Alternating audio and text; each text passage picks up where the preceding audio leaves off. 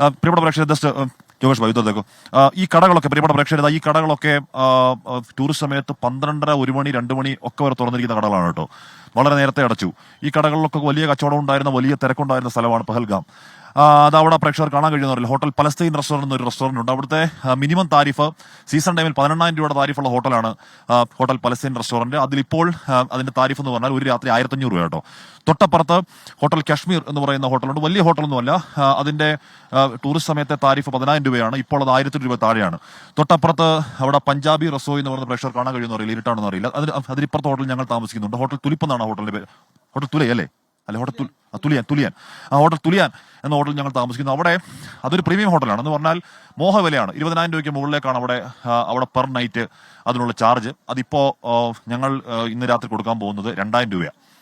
എന്ന് പറഞ്ഞാൽ അതിന് വില പേശ മനസ്സുള്ളവർക്ക് അതിലും താഴെ അവിടെ ഹോട്ടൽ മുറി കിട്ടും.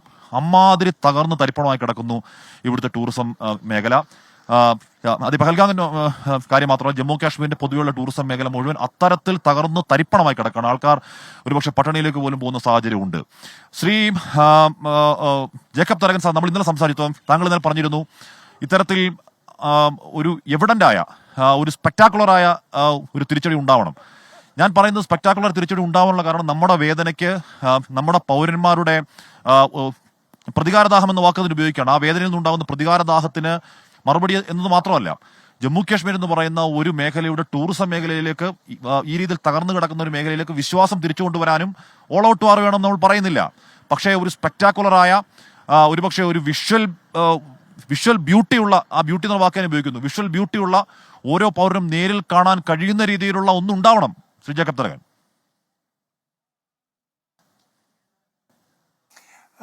Hashmi, good evening. ഞാൻ ഇന്നലെ പറഞ്ഞത് നിർത്തിയത് തൊട്ട് ഒന്നുകൂടെ മുമ്പോട്ട് വന്നോട്ടെ. പണ്ട് ഞാൻ ചെറുതായിരുന്നപ്പോൾ ഞങ്ങളുടെ വില്ലേജ്, അതായത് ഞാൻ കുണ്ട്ര തൃപ്ലിരിയത്തുള്ള നിന്ന് വന്ന മനുഷ്യനാണ്. അവിടെ സ്കൂളിൽ ഞങ്ങളെ 2ാം ക്ലാസ്സിലൊരു കഥ പഠിപ്പിച്ചിരുന്നു. കണ്ണുണ്ടായാൽ പോരാ കാണണമെന്ന്. അത് പണ്ടൊരു കളഞ്ഞുപോയ ഒട്ടകത്തിനെ പറ്റിയൊരു കഥയായിരുന്നു. അതിനെ ഞാനൊന്ന് ഇവിടെ താരതമ്യം ചെയ്യട്ടെ. നമ്മളുടെ മുമ്പിൽ ഇപ്പോൾ പല പല കാര്യങ്ങൾ നമുക്ക് കാണാം. അതിനെ അതിന് തമ്മിൽ കോർക്കുകയാണെങ്കിൽ എന്തായിരിക്കാം നടക്കാൻ പോകുന്നത് എന്ന് നമുക്ക് അനുമാനിക്കാം. ഊഹങ്ങളാണ്, പക്ഷെ വ്യക്തമായി ഊഹിക്കാനുള്ള ഒരു പിക്ചർ നമ്മളുടെ മുമ്പിൽ വരുന്നുണ്ട്.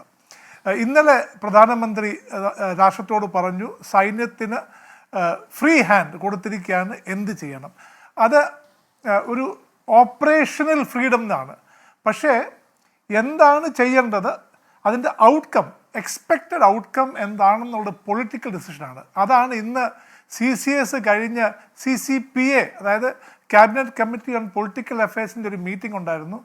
എൻ്റെ അനുമാനം ശരിയാണെങ്കിൽ ഈ മീറ്റിങ്ങിലാണ് പൊളിറ്റിക്കൽ ഡിസിഷൻ, അതായത് കാശ്മീരിൽ ഈ നടന്ന സംഭവത്തിന് പകരം വീട്ടുവാൻ സ്പെക്ടാക്കുലറായി എന്താണ് ചെയ്യേണ്ടത് ഇന്ന് അത് ഡിസൈഡ് ചെയ്തിട്ടുണ്ട്. അത് ഓൾറെഡി ചർച്ച ചെയ്ത് കാണും. ആർമി ചീഫ്, നേവി ചീഫ് അല്ലെങ്കിൽ CDS ആയിട്ടൊക്കെ സംസാരിച്ചതിന് ശേഷം ഒരു രൂപരേഖ ഉണ്ടാക്കിയതിന് ശേഷമായിരിക്കാം ഈ ചർച്ച. അതാണ് ഫൈനൽ ഡിസിഷൻ. അതിന് മുമ്പുള്ള ഡിസ്കഷൻസ് ആണ് നടന്നത്. രക്ഷാമന്ത്രിയും CDSഉം രക്ഷാമന്ത്രിയും ചീഫ്സുമായിട്ടും. പിന്നെ അത് കഴിഞ്ഞിട്ട് CCS മീറ്റിംഗ് കഴിഞ്ഞു. അത് കഴിഞ്ഞ് CCPS ഇന്ന് മീറ്റിംഗ് കഴിഞ്ഞു. ഇന്ന് ഐ എം ഷുവർ തീർച്ചയായിട്ടും പൊളിറ്റിക്കൽ ഡിസിഷൻ എടുത്തു കഴിഞ്ഞു. എന്തായിരിക്കും ടാർഗറ്റ്, എന്തായിരിക്കും എക്സ്പെക്റ്റഡ് ഔട്ട്കം എന്നുള്ളത് എടുത്തിട്ടുണ്ട്. അത് ഇന്ന് ഓപ്പറേഷണൽ കമാൻഡേഴ്സിന് കൊടുക്കും. ഇനി നമ്മളുടെ മുമ്പിൽ ഉള്ളത് നമ്മൾക്കെല്ലാം കാണാൻ, നമ്മൾ പണ്ടാരോ പറഞ്ഞു ഗോതയിൽ അടിക്കുന്ന പോലെ അല്ല എന്ന്. ശരിക്കും ഇന്ന് തൊട്ടാണ് അതിൻ്റെ നട്ട്സ് ആൻഡ് ബോൾസ് വർക്കൗട്ട് ചെയ്യുന്നത്, എവിടെ ആയിരിക്കും എന്നുള്ളത്. ഇന്ന് പേപ്പറിലും വന്നു, ന്യൂസിലും വന്നു, പാകിസ്ഥാൻ എല്ലായിടവും പറഞ്ഞിട്ടുണ്ട് 36 മണിക്കൂറിനകം അല്ലെങ്കിൽ 48 മണിക്കൂറിനകം ഞങ്ങളെ അറ്റാക്ക് ചെയ്യുമെന്ന്. ഇത് പാകിസ്ഥാൻ്റെ ഒരു പ്ലോയ് കൂടിയാണ്. അതായത് അറ്റാക്ക് ചെയ്താൽ വാർണിംഗ് ആയി, അറ്റാക്ക് ചെയ്തില്ലെങ്കിൽ പറയും ഞങ്ങൾ പറഞ്ഞത് കൊണ്ട് ഒരു മാറ്റി വെച്ചതാണ്. രണ്ട് രീതിയിലും അതെടുക്കാൻ വേണ്ടിയാണ് അവരിത് പറയുന്നത്. പക്ഷേ ഇന്ന് പണ്ട് ഊരിയിലെ സർജിക്കൽ സ്ട്രൈക്ക് പോലല്ല, ബാലാക്കോട്ടിൽ ചെയ്ത പോലല്ല, പാകിസ്ഥാൻ ഇന്ന് എക്സ്പെക്റ്റ് ചെയ്യുന്നുണ്ട്. പണ്ട് ലാൻഡ്, അതായത് കരസേനയുടെ ഒരു ഭാഗം ഉപയോഗിച്ച് ഡീപ്പ് സ്ട്രൈക്ക് ചെയ്തു, എയർഫോഴ്സ് ഉപയോഗിച്ച് ചെയ്തു. ഇപ്പോൾ അത് രണ്ടും അവർ എക്സ്പെക്റ്റ് ചെയ്യുന്നുണ്ട്. അവരതിൻ്റെ വെപ്പൺസ് എല്ലാം ഡിപ്ലോയ് ചെയ്തു, ആൻറ്റി എയർക്രാഫ്റ്റ് സിസ്റ്റംസ് ഡിപ്ലോയ് ചെയ്തു, കരയിൽ അവർ മെക്കനൈസ്ഡും ആർട്ടിലറിയും ഒക്കെ ഡിപ്ലോയ് ആയിട്ടുണ്ട്. ഇത് വലിയൊരു സംഭവമാണ്. കാര്യം ഇവരെ പാകിസ്ഥാനികളെ ഡിപ്ലോയ് ചെയ്യിക്കുകയും നമ്മളുടെ പ്ലാൻ മാറുന്നത് അവർക്ക് തോന്നിക്കഴിഞ്ഞാൽ റീഡിപ്ലോയ് ചെയ്യിക്കുകയും ചെയ്യുന്നതും ഭയങ്കരമായിട്ടുള്ളൊരു അടിയാണ് പാകിസ്ഥാന്. അത് വലിയൊരു കാര്യമാണ്. പക്ഷേ എന്താണെന്നുള്ളത് താങ്കൾ പറഞ്ഞതുപോലെ ഇനിയൊരു 48 മണിക്കൂറിനകം നമുക്ക് വ്യക്തമാകും. അതിനകത്ത് ഡിസെപ്ഷൻ കാണും, എവിടെങ്കിലും ഒന്ന് കാണിക്കും, വേറെ എവിടെയെങ്കിലും പോയി അടിക്കും, അത് നടക്കും. ബട്ട് താങ്കൾ പറഞ്ഞതുപോലെ എന്തെങ്കിലും സ്പെക്ടാക്കുലറായി ചെയ്തില്ലെങ്കിൽ സർക്കാരിന് അത് മതിയാവാതെ വരും. കാരണം ഇന്ത്യൻ ജനതയുടെ എക്സ്പെക്റ്റേഷൻ അത്രമാത്രം നമ്മൾ ഉയർത്തിക്കഴിഞ്ഞു. ഉറിയിലെ ഡീപ് സ്ട്രൈക്കും ബാലാക്കോട്ടിലെ സർജിക്കൽ സ്ട്രൈക്കിന് ശേഷം അതിൻ്റെയൊക്കെ 10 മടങ്ങ് വന്നെങ്കിൽ മാത്രമേ ഈ ഇന്ത്യൻ ജനതയ്ക്ക് ആശ്വാസമാകത്തുള്ളൂ. അതായിരിക്കും ഈ പ്ലാനേഴ്സിന് വലിയൊരു ചലഞ്ച്. കാര്യം അങ്ങനെ ആകുകയും വേണം.